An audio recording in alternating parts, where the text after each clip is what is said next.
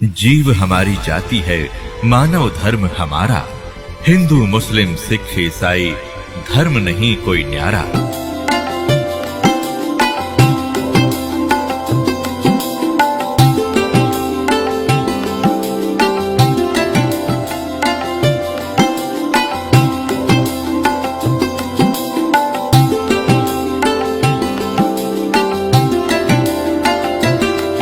उन्होंने क्या बताया है कि जैसे धर्मदास जी ने कहा कि आज मोहे दर्शन दियो जी कबीर, आज मोहे दर्शन दियो जी कबीर। सतलोक से चल कर आए, सतलोक से चल कर आए, काटन काल की जंजीर, आज मोहे दर्शन दियो जी कबीर, आज मोहे दर्शन दियो जी कबीर। नानक साहब ने कहा है, मलुकदास जी ने कहा है, जपो रे मन परमेश्वर नाम कबीर, जपो रे मन साहेब नाम कबीर। एक समय गुरु बंसी बजाई कालंदरी के तीर, एक समय गुरु बंसी बजाई कालंदरी के तीर। सुर नर मुनि जन सब थकत बहे हुआ, रुक गया दरिया नीर, जपो रे मन साहेब नाम कबीर। दोनों दीन का झगड़ा ठन गया, टोहा ना पाया शरीर, जपो रे मन साहेब नाम कबीर। दास मलूक सलूक कहत है, खोजो खसम कबीर, जपो रे मन परमेश्वर नाम कबीर। नानक साहब जी कहते हैं, हाई सूरत मुलुक की वेश, ए ठगवाड़ा ठक्की देश, खरासी आना बोता वारी धानक रूप रहा करता। श्री गुरु ग्रंथ साहिब जी के प्रश्न नंबर 24 पन्ने पर ये वाणी अंकित है कि एक सवान दुई सवानी नाल भलके भोकाई, सदा ब्याल कूड़ छुरा मूठा झूठा मरदार, और ये धानक रूप रहा करता है। भाई सूरत मुलुक की वेश। फिर नानक साहब जी कहते हैं, तेरा एक नाम तारे संसार में एहो आस एहे आधार, ये धानक रूप रहा करता है। भाई सूरत मुलुक की वेश, ए ठगवाड़ा ठगी देश, खरासियाना बोता वार, ये धानक रूप रहा करता। और प्रश्न नंबर 731 पे कहा है कि अंधा चुंदला नीच जात परदेसी, मेरा छिन आवे चल जावे, और जाकी संगत नानक रंदा कैसे मोड़ा पावे। गुरु ग्रंथ साहिब जी के प्रश्न नंबर 721 पर लिखा है, एक अर्ज गुप्तम पेश तो दर कून करतार, हक्का कबीर करीम तू बे अपरवरदिगार, नानक बुगोयत जन तेरा तुरा, तेरे चाकरा पा खाक्स फाकाक। तो फिर आदमी दादू साहिब जी ने कहा है, जिन मुझको निज नाम दिया, सोए सतगुरु हमारे, दादू दूसरा कोई नहीं, ये कबीर सिरजनहारे। आदमी गरीबदास साहिब जी को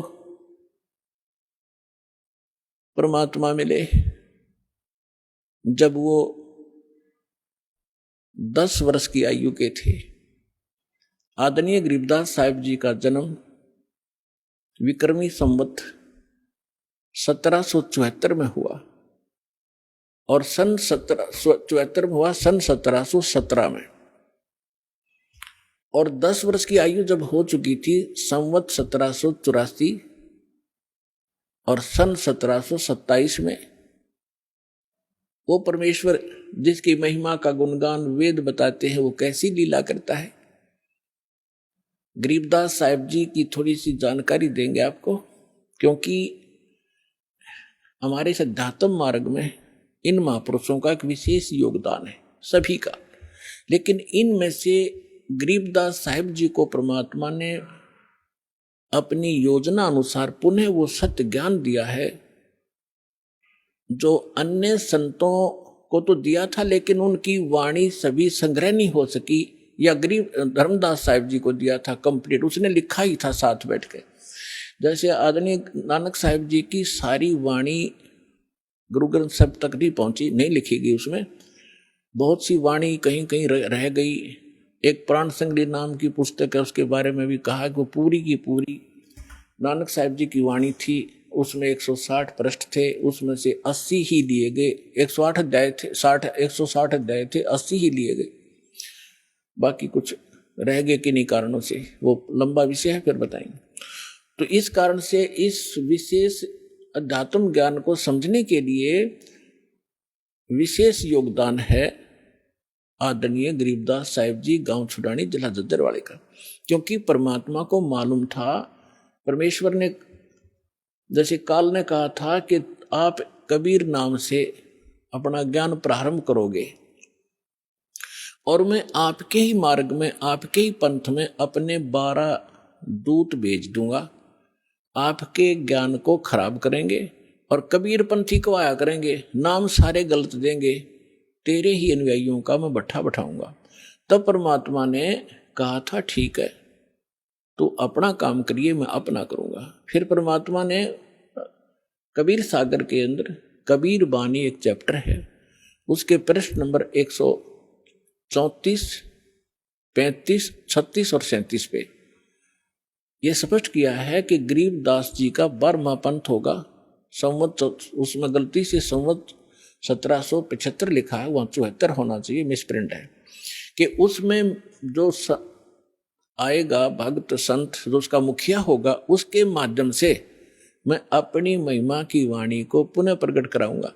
लेकिन उस गरीबदास पंथ वाले भी उससे परिचित नहीं होंगे, असंग जन्म तक वो मेरे इस ज्ञान को समझ नहीं सकेंगे।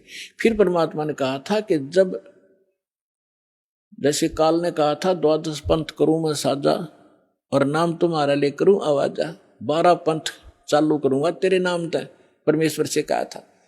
और 12 पंथ नाम जो ले ही सो मेरे मुख में आन समोई, और अनेक पंथ चलाऊं, उनसे न्यारे ये राधा स्वामी, धन धन सतगुरु, जय गुरुदेव, और ये ठाकुर जी, डनोद वाला ताराचंद, ये और अनेक पंथों में से हैं।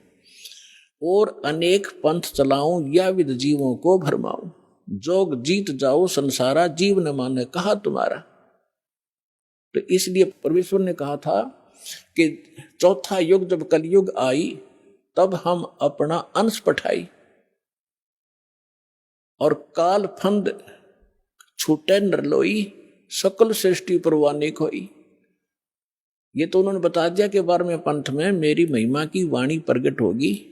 उसके बाद फिर उस गरीब 12वें पंथ में हम ही चलावें और सब पंथ मिटा के एक पंथ चलावें। तो उस परमात्मा ना ये दास भेज दिया पुण्यात्माओं, गरीबदास पंथ में ही दास का से ही निकास हुआ है। फिर क्या बताया है कि कलयुग बीते 5500 पाचा, तब ये मेरा वचन होगा साचा। कलयुग बीत जावे जब एता, और सब जीव परम पुरुष पद चेता। 5505 जब वर्ष बीत जाएंगे,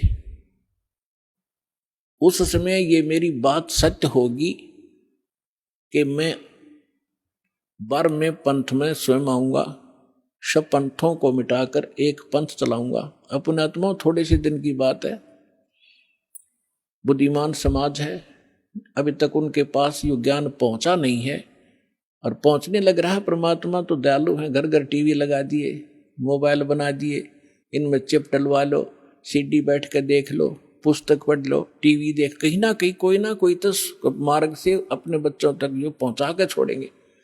और जब उनको ये समझ में आएंगे, ऐसे आएंगे दौड़कर और सब एक हो जाएंगे, सबका मोक्ष होगा, सब यहाँ भी सुखी होंगे और सतलोक जाएंगे। जहाज भर भर कर भगवान आपको सतलोक छोड़ का होगा।